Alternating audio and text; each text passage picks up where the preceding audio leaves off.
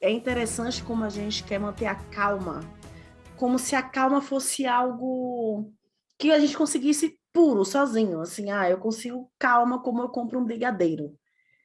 E não é assim que funciona, né? A calma, ela tá muito mais como a fome, assim, ela é algo que é muito mais profundo, não é comer um brigadeiro, não é comer um pedaço de bolo, não é, vou ali manter a calma, vou me manter serena. Tem um conjunto de coisas para até chegar na calma. E eu penso que existe uma ilusão em relação à calma, de que eu tenho que ficar mais calma, eu tenho que manter a serenidade. E essa cobrança, ela se torna mais um fator estressante da nossa vida. Sabe? A ideia de me manter calma me mantém mais estressada, me coloca mais estressada. Eu entendo, eu tenho uma tatuagem no braço que é calma, mas é com o apóstrofo, né? Que é com alma, não sei se dá para. É com alma. Porque para mim é o foco em manter a alma, em manter a conexão. Se eu estou conectada comigo, eu não vou derrubar em você o que eu penso, o que eu acredito, o que eu não penso, a minha, a minha inconsciência. Eu acho que o foco nesse momento não é como é que eu me mantenho calma, é como é que eu cuido do que está à flor da pele. Percebe como é diferente? Não é mais uma cobrança de que eu tenho que manter serena, equilibrada, né? Uma pessoa emocionalmente sã para esse momento. Não. Como eu cuido do que está à flor da pele? Como eu cuido do que está chegando em mim e do que isso está despertando em mim? Sabe? Como eu consigo entender o que está me acontecendo, como isso mexe comigo e descobrir uma forma de lidar com isso aqui sem violentar a mim ou o outro. Se eu faço isso, pode ser que eu esteja fazendo do jeito mais calmo possível. Eu não sou calma, é o meu jeito de falar. Então, quem espera um jeito brando, doce de mim, sei ser doce, sei, mas se espera um jeito brando, é bem difícil de achar. Né? Existem situações muito específicas, mas não é o meu padrão. Se eu me coloco numa cobrança de ser aquele padrão, eu não sou isso. Em momentos de felicidade, você imagina em momentos de caos. Não vou acessar esse lado meu no momento de caos. Então, como eu me mantenho atenta ao que está à flor da pele? Como eu me mantenho consciente do que está à flor da pele?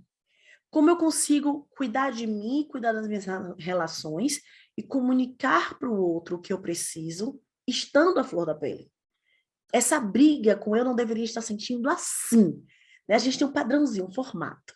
Não, eu deveria estar sentindo desse jeito. Nas Olimpíadas, teve um episódio em que um dos narradores, não sei se foi o Galvão, quem foi, ele narrando um tempo de intervalo entre o jogo, um jogo que estava bem acirrado, e aí ele faz, vamos ali ver a serenidade dos jogadores, da conversa dos jogadores.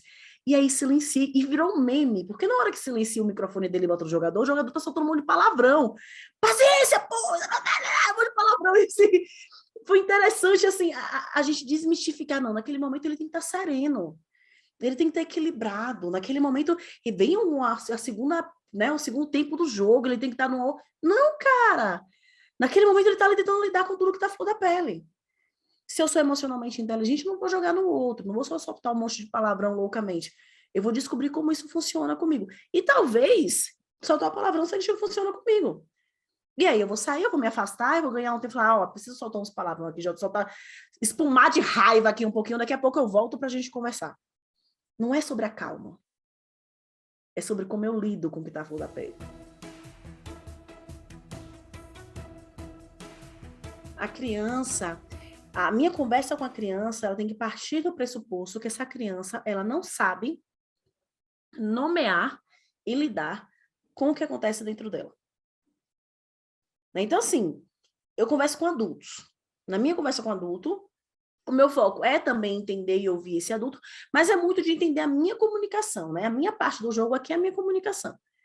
Com a criança, eu preciso lembrar que existe a minha comunicação e falar a linguagem dessa criança para que ela compreenda, porque a minha intenção é só uma parte da comunicação. Para que ela se torne efetiva, eu tenho que me conectar ao outro. E essa conexão, muitas vezes, não é feita na minha linguagem. Dia desse eu respondi uma aluna, ela estava falando sobre a filha de 2 anos, ela não conseguiu trocar fralda, ela chutou o pai, ela faz isso. Como que você está conversando com essa criança? Qual que é o momento da fralda? Você consegue brincar? Você consegue inventar uma música? É difícil, mas essa é a linguagem de uma criança de 2 anos. Você não vai usar argumento racional com uma criança que come meleque e que chupa pano de chão. A minha filha chupava chinelo havaiana nessa idade. Assim, o funcionamento dela é outro. Eu preciso lembrar que para que eu me comunique com essa criança, existe o esforço de falar um pouco de uma linguagem que essa criança entenda. E eu preciso lembrar que essa criança ela não nasce sabendo entender o universo interno dela e comunicar ele para mim. Então, o comportamento de uma criança, ele é comunicação. Ele não é uma pirraça, ele não é demonstração que essa criança é mal educada, ele não é demonstração de que eu sou uma péssima mãe, um péssimo pai, um péssimo educador. É uma comunicação de algo que ela não está encontrando meios de comunicar de maneira mais eficiente. E é meu papel, enquanto adulto, auxiliar essa criança a encontrar um meio eficiente de comunicar o que ela precisa comunicar. Na relação com adultos, eu não tenho essa obrigação. Não é meu papel ensinar, educar o meu marido, ensinar o meu marido como que ele fala comigo de uma maneira eficiente. Posso dar pistas para ele de como a comunicação funciona bem para mim, para que a gente se entenda bem. Mas ensiná-lo sobre os sentimentos dele e as necessidades dele não é o meu papel. Mas com a criança é. Assim como a gente não vai cobrar de uma criança pequena, que ela nasce sabendo comer de garfo e faca, né? Que ela nasça sabendo falar inglês, português, que ela nasça fazendo cálculo avançado, eu não posso esperar que uma criança nasça sabendo lidar com a raiva, com a angústia, com a frustração, com a tristeza. Eu preciso lembrar que na minha comunicação com a criança está também a minha responsabilidade de auxiliar essa criança a lidar com o universo interno dela. O limite é algo saudável, né? Limite é borda, limite te protege, limite protege a relação, limite protege a criança. Crianças precisam, eu não gosto da ideia de colocar limite na criança. Não, eu vou demonstrar os limites das relações, os meus limites, os limites do mundo. E vou entender que essa criança também tem direito a ter limites. Porque nós somos de uma educação, né? Que se fala muito no limite da criança, mas nós viramos adultos que não sabem colocar limites nas relações. Por quê? Porque na nossa infância o limite era do adulto, normalmente do pai. Né? Nas relações em que tinha pai e mãe, normalmente o do homem. Esse tinha limite, todo o resto não tinha limite. Então, a gente precisa entender o limite como um ensinamento para essa criança de algo que é saudável para as relações. E aí, como é que eu faço isso de maneira não autoritária? Lembrando que essa criança existe. Lembrando que ela é um ser humano. Então, eu vou dizer o meu não? Eu vou dizer o meu não. É necessário, muitas vezes. Mas eu não vou esperar um muito obrigada, mamãe. Nossa, que pessoa... Que não bem colocado, mãe. Isso é genial! Eu não vou esperar uma resposta empolgada do meu filho após o não. Eu vou entender que essa criança vai se frustrar. Que ela tem direito de ficar com raiva. Que pode ser que o comportamento que ela tem após esse sentimento precise da minha orientação. Você tá com raiva. Bater machuca, a gente não admite bater aqui. Você tá com raiva, eu não gosto que falem comigo nesse tom, né? A gente vai ali ajustando. Filho, você tá frustrado, é normal. Tá tudo bem você sentir o que você sente. Tá tudo bem você viver o que você tá vivendo da forma que você tá vivendo. Agora a gente vai precisar lidar com isso de outro jeito. E esse lidar com outro jeito também é um aprendizado. O grande problema é que a nossa forma tradicional de olhar a educação enxerga a educação de filhos como uma relação que não é entre dois humanos. Né? É uma relação entre dois robôs, entre seres iluminados e ideais, entre seres que só são movidos por amor. Pai e mãe só sente amor, filho só sente amor. Isso é mentira. Não existe relação que seja somente de amor. Não vai acontecer. Então, quando eu trago a humanidade nos meus limites, a humanidade no meu limite de falar, nesse momento eu não consigo conversar com você. Eu tô nervosa. Eu tô muito brava, eu não tenho condições. Filho, eu preciso respirar. Quando meu filho era pequeno, era bem menor, eu contava para ele, né, no momento que às vezes eles tinham acessos de raiva, e tinha um momento que eu precisava me afastar. E eu falava, filho, a mãe vai se afastar, porque tem hora que a minha raiva é muito grande. Eu falava isso depois, né? Na hora só. E aí depois eu falava, filho, minha raiva é muito grande. Eu sinto muita raiva. E tem hora que ela tá tão grande que eu não consigo te ouvir. Porque ela me fala para fazer coisas que eu não quero fazer. Então eu preciso me afastar, conversar com a minha raiva, para depois eu vir conversar com a sua e te ajudar a conversar com a sua. Tem hora que é raiva demais para a mamãe. Isso é demonstração da minha humanidade. Era um limite meu. Eu não conseguia. E à medida que eu reconheço os meus limites, que eu acolho o limite da criança quando ela fala, mãe, eu não gosto dessa brincadeira. Eu não gosto disso, eu não gosto que você fale assim comigo. Né? Porque na hora, você também é uma manteiga derretida, né? Os pais se defendem desse limite colocado pela criança. Não, eu tô sempre certo, o problema está em você. Você que se importa com coisa besta, né? Besteira sua. Quando eu entendo o limite como um cuidado, não só um cuidado com a criança, cuidado com a relação.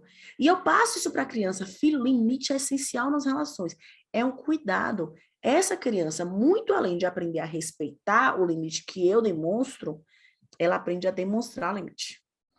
E ela vira um adulto com menos dificuldade de relacionamentos, como nós, a maioria de nós tem.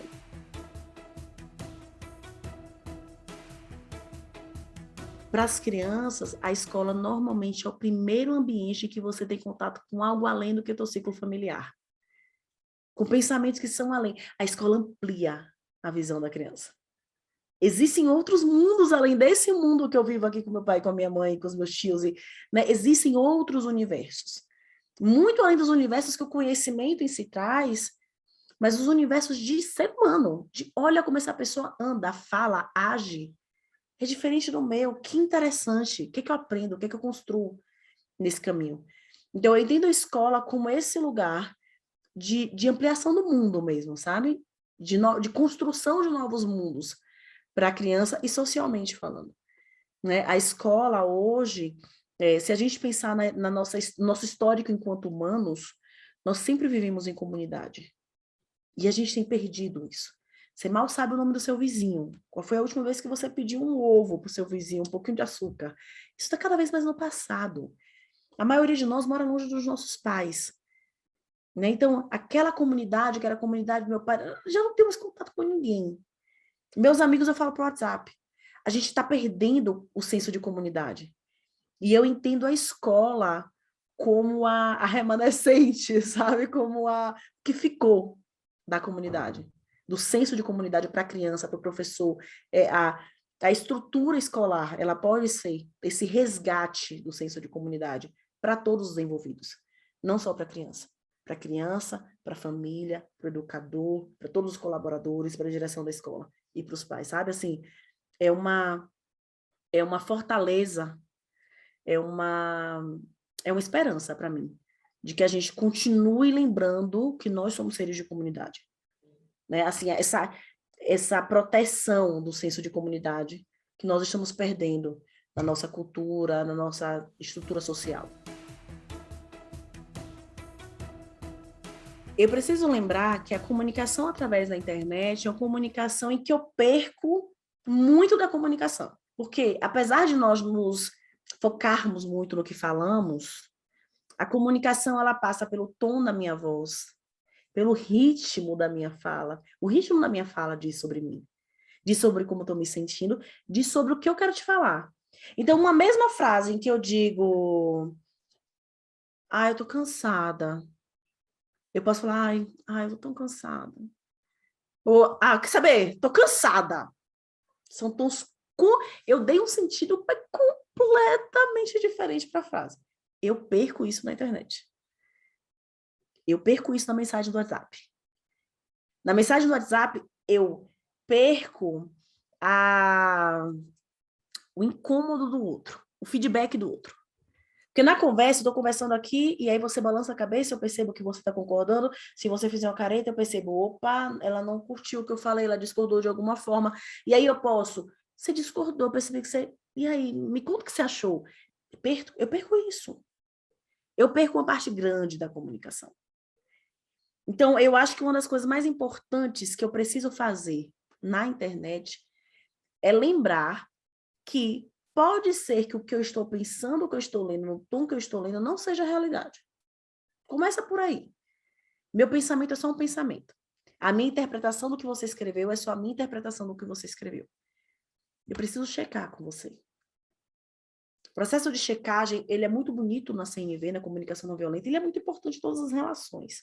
Né? Olha, você escreveu isso. E eu entendi isso, isso, isso e isso. Faz sentido para você? Foi isso que você quis me dizer? Se não, não foi, que absurdo. Você tem... Tá, então, eu tenho realmente a intenção de entender o que você está me falando. Me ajuda a entender. Eu ainda não entendi. Você me explica de outra forma. Sabe aquele lugar de... E tem uma coisa importante aqui que não é... Ah, mas você também não sabe falar, cara. Como você fala? Não, eu quero te entender. Só me ajuda. Me explica de outro jeito. Desse eu ainda não entendi a sua intenção. Sabe? Tirar a defesa que a gente está o tempo inteiro. Esses dias eu escrevi um texto sobre isso, sobre a ilusão de que a gente vive mundos separados. O mundo virtual e o mundo real. Porque no mundo virtual, amor, não tem mundo virtual. Ali é o mundo também. Ali é a sua vida também. O que você lê ali responde no seu corpo, te fere, te machuca, você sente o coração acelerado, a boca seca, você sente no corpo. Interfere no bom dia que você dá pro teu... Você acabou de ter uma discussão aqui na internet, teu marido e a tua esposa abre a porta, mas que é? Pô, peraí, eu tô sozinha, né? Então não tem mundo virtual. Lembrar que não existe mundo virtual, talvez lembre a gente que eu não estou conversando com um aparelho, eu não estou conversando com um celular, eu estou conversando com um ser humano através do aparelho. Ele é o meio. Não é ele que está recebendo as mensagens.